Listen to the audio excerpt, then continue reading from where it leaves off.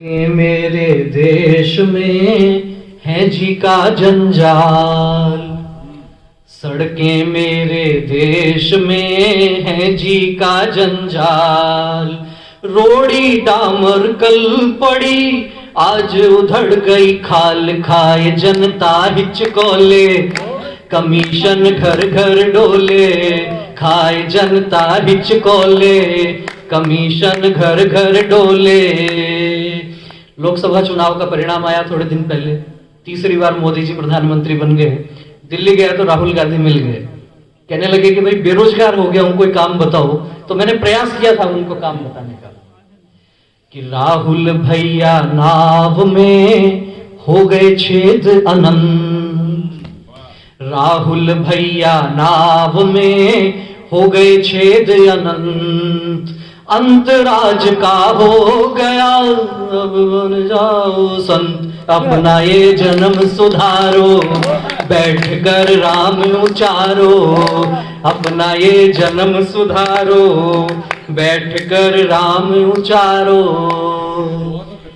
और मैथिली शरण गुप्त जी ने कहा कि केवल मनोरंजन न कवि का कर्म होना चाहिए, उसमें उचित उपदेश का भी मर्म होना चाहिए। तो इसलिए उस जिम्मेदारी का निर्वहन करते हुए कहता हूं गठबंधन की बात कर रहे हैं तो मुझे याद आ गया कि वो सुरेंद्र दुबे जी कहा करते थे, गठबंधन कैसा हो रहा है राजनीतिक दलों में। एक दल दूसरे दल से कहता है कि जर्दा तेरे पास है चूना मेरे पास, जर्दा तेरे पास है चूना मेरे पास, आजा गठबंधन करें स्वाद बनाए खास, और स्वाद बनाए खास रगड़ करके बांटेंगे, खाकर देंगे थूक, थूक कर फिर चाटेंगे। ये गठबंधन की राजनीति है।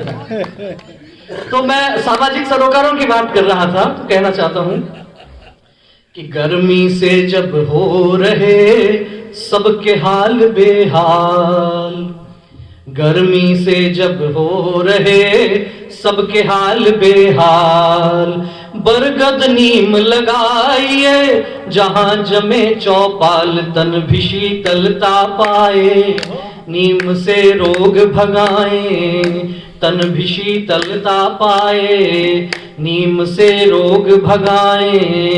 पिछले दिनों देश में ऐसा दावा करने वाले एक राजनेता कि हम अलग तरह की राजनीति करेंगे, वे जमानत पर बाहर आए और उत्सव ऐसा मनाया गया कि जैसे पता नहीं लंका जीत कर आए। फिर उन्होंने जिसको कुर्सी पर बिठाया उन्होंने भी उपमा यही दी कि जैसे भरत ने शासन किया खड़ाऊ रख के। तो मुझे कुछ पंक्तियां अपने आप निकली, बिना नाम लिए कहने का प्रयास करता हूं। घोटालों की दुनिया में तू सबसे न्यारी मूरत,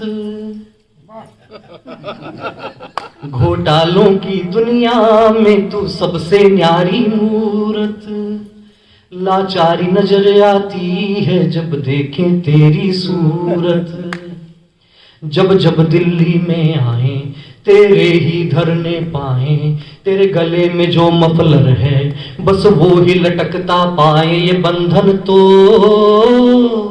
ईडी का बंधन है, सीबीआई का गठबंधन है। सब जब हम लोग यहाँ आए मोरियाना में तो मैं वैद्य जी से कह रहा था कि बड़ा आनंद का अनुभव होता है जब भी हम गांव में जाते हैं, क्योंकि खुलापन, लोगों के व्यवहार में इतनी मधुरता और वास्तव में जो आबो हवा है वो ही एक विशेष प्रकार का अनुभव करवाती है। लेकिन कामकाज के सिलसिले में गांव छोड़ के और शहर में जाना पड़ता है, तो मन में जो कुछ भाव आया मुझे नहीं पता, जैसा आदरणीय किशोर जी वैसा कह रहे थे, छंद व्याकरण में भी नहीं जानता हूं, मन के भाव होते हैं। और सही बात तो यह है कि इनके जैसे जो साहित्य ऋषि हैं उनका सानिध्य का लोभ मन में रहता है, तो जो विचार मन में आते हैं वो साझा करने का प्रयास करते हैं। कि गांव में 50 बीघा खेत के बीचों बीच बना बड़ा सा मकान छोड़कर, गांव के खेत के, गांव में 50 बीघा खेत के बीचों बीच बना बड़ा सा मकान छोड़कर शहर के 50 गज के फ्लैट में आ गए हैं, क्योंकि हम विकसित हो गए, क्योंकि हम विकसित हो गए हैं। और गांव में सुबह उठते ही चींटी को आटा, कबूतर को दाना डालने वाले शहर में जाते ही कॉकरोच किलर खरीदने लग गए हैं, क्योंकि हम विकसित हो गए हैं, क्योंकि हम विकसित हो गए हैं। गांव में गाय को माता कहकर दुलार करने वाले शहर में जाते ही घर के बाहर कुत्तों से सावधान लिखने लग गए हैं, क्योंकि हम विकसित हो गए हैं, क्योंकि हम विकसित हो गए हैं। और गांव में उस पुराने बड़े से बरगद के पेड़ के नीचे बैठकर, गांव में उस पुराने बड़े से बरगद के पेड़ के नीचे बैठकर गैसे गाय और गैसे गणेश पढ़ने वाले शहर के वातानुकूलित विद्यालयों में जाके गैसे गोबर पढ़ने लग गए हैं, क्योंकि हम विकसित हो गए हैं, क्योंकि हम विकसित हो गए। इस प्रकार की विडंबना सब देखने को मिलती है। और जैसा अभी प्रारंभ में काव्य पाठ कर रहे थे विवेक भाई वीर रस के, उन्होंने बहुत सी बातें कही, किस प्रकार के हमारे नायक हो गए, किस प्रकार के हमारे हीरो हो गए, इतना सारा परिवर्तन कैसे आया। आजादी के 75 वर्ष बाद भी अनेक प्रकार की परिस्थितियां हम देख रहे हैं। मुझे याद आती है किसी की दो पंक्तियां कि होने पर आजाद देश अपने कलंक सब धोता है, होने पर आजाद देश अपने कलंक सब धोता है, शासक ऐसे मिले कि बाबर हंसता और राम रोता है। इस प्रकार की परिस्थितियां थी। नहीं तो हम तो गाते थे साहब, आप सब साक्षी हैं, बड़े लोग सब साक्षी हैं इस बात के कि लव कुश ध्रुव प्रहलाद बने हम, मानवता का त्रास हरे हम। हमारे नायक जो थे, हमारे हीरो जो थे, वो लव कुश ध्रुव प्रहलाद इस प्रकार के हमारे नायक थे। लेकिन क्या बन गए? सचिन, शाहरुख, सलमान बने हम, दुनिया का पैसा लूटे। किस प्रकार के नायक खड़े कर दिए, किस प्रकार के विमर्श खड़े हो गए। भाई विवेक ने कहा था, दे दी हमें आजादी बिना खड़ग बिना ढाल, साबरमती के संत तूने कर दिया कमाल। ये कमाल साबरमती के संत ने नहीं किया साहब, ये कमाल किया सत्ता लोलुप राजनीति ने। इस देश में लाखों लाख शहीद हो गए, क्या ये उनका अपमान नहीं है? और केवल यही बात नहीं है, मंच का ध्यान चाहूंगा, एक अलग विमर्श की बात कहना चाहूंगा। बहुत विद्वान लोग बैठे हैं, उनकी साक्षी में यहां एक बात आप सबके समक्ष रखना चाहता हूं। बहुत सारे विमर्श हुए होंगे, एक नई बात एकदम। हम लोगों ने इसके साथ भी ये भी सुना है कि बर्बाद गुलिस्तान करने को बस एक ही उल्लू काफी है। हर शाख पे उल्लू बैठा है, अंजाम गुलिस्तान क्या होगा? क्या बना दिया साहब उल्लू को? लोग गाली देने लग जाते हैं उल्लू का पट्टा। लेकिन वास्तव में उल्लू है क्या? कभी विचार किया? उस उल्लू को लक्ष्मी जी का वाहन कहते हैं, और वो उल्लू क्या कोई गाली हो सकती है? तब मैंने विचार किया, यदि आपको ठीक लगे, तर्क के साथ बात करना चाहता हूं, जहां उल्लू इकट्ठे होकर बैठते हैं उस जगह को क्या कहते हैं? आप गूगल करके देख लीजिएगा, उस जगह को पार्लियामेंट कहते हैं। उस जगह को पार्लियामेंट कहते हैं साहब। पार्लियामेंट में कौन बैठता है? पार्लियामेंट में देश का राजा बैठता है। राजा कैसा होना चाहिए? राजा उल्लू के जैसा होना चाहिए। तर्क रखता हूं आपके समक्ष इस सदन में। राजा कैसा होना चाहिए? राजा उल्लू के जैसा होना चाहिए। उल्लू को रात में दिखता है, राजा में यह शक्ति होनी चाहिए कि वो रात में भी देख सके।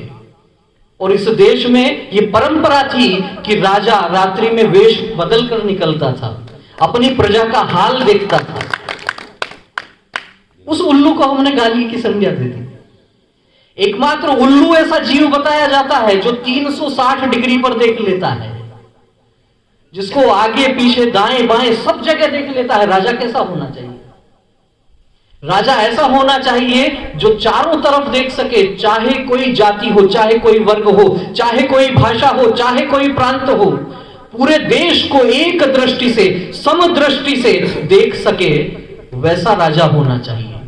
तो क्या उल्लू के जैसा राजा नहीं होना चाहिए? आप सबके बीच में यह विमर्श का विषय छोड़ना चाहता हूं। तो इस प्रकार के अनेक विषय हो सकते हैं कि जिन पर हमें लगता है कि यदि केवल विचार करेंगे तो हो सकता है कि कुछ नई बातें निकल कर आएंगी। जातिवाद का जहर इस देश में घोला जाता है। चुनावों के समय किस प्रकार के षड्यंत्र रचे जाते हैं। मैंने बीच में भी निवेदन किया था भगवान राम का जीवन कैसा। 13-14 वर्ष की आयु रही होगी और उस समय कुत्सित राजनीति अनेक प्रकार के नारे लगाती थी। किसी के 4 जूते मारने की बात एक राजनीतिक दल की नेता किया करती थी। उस बालपन में 12-13 वर्ष की आयु में 4 पंक्तियां, केवल मन का भाव आपके समक्ष रखता हूं, कोई कविता नहीं, कोई बात नहीं, केवल विचार की बात है कि अगर जाति की बात राम के भी मन में आ ही जाती, केवट शबरी की कथा कहानी क्या इतिहास बना पाती। और गर चाणक्य ने चंद्रगुप्त से जाति ही पूछी होती, नंदवंश के कारण भारत मां रोती होती। इसलिए बंधुओं, केवल ये कहना चाहता हूं कि हिंद वह सोदरा सर्वे, नए हिंदू पतितो भवे, मम दीक्षा हिंदू रक्षा, मम मंत्र समानता। इस मंत्र के साथ जिए, इस मंत्र को आगे बढ़ाकर जिए, इस देश को आगे बढ़ाने के लिए जिए। इसी विश्वास के साथ मैं अपनी बात को पूरी करूंगा। बहुत बहुत धन्यवाद। जय भारत, जय श्री राम। और अब हम बढ़ेंगे इस कवि सम्मेलन को आगे बढ़ाने के लिए। गीत गजल के बड़े हस्ताक्षर जोधपुर से हमारे बीच आए आदरणीय, मैं दिनेश जी सिंदल को यहां बहुत ही आदर और विनम्रता के साथ आपकी जोरदार ताली